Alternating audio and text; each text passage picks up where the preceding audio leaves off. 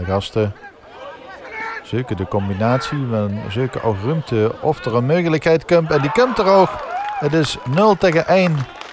We hebben nog geen 10 minuten gespeeld als Guillermo Kroon ruimte vindt achter keeper Stan van der Braak. Balverlies in de 16 meter. Dus Colleneijer die ongeroet gehaald wordt door Delano Vriesde. En daar komt dus een penalty aan. En een rode kaart voor Delano Vriesde. Nog een keer de overtreding. Bal op een stip en rood.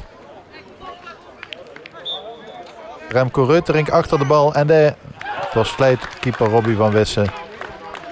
De andere hoek uitkoos. Opening gezocht aan de rechterkant. En daar komt de poeier van Colleneijer. En hier ook wel weer wat de voorzet. Kan de kopbal komen, dat gaat er binnen. Jawel, 3-1 voor Maasgouw. Het is Jeroen Corbij die doorgelopen was. En met de kop scoort. Is er zelf verbaasd over. Is niet de langste man van het veld. Casper van Delft. Heeft de bal metgenomen. Van Delft zelf. Oh, wat een mooie goal. En de spanning terug in de wedstrijd. Opnieuw Scharren en balbezit met Didier Erens. En de kopbal van Igor Boilou. En het is 3-3.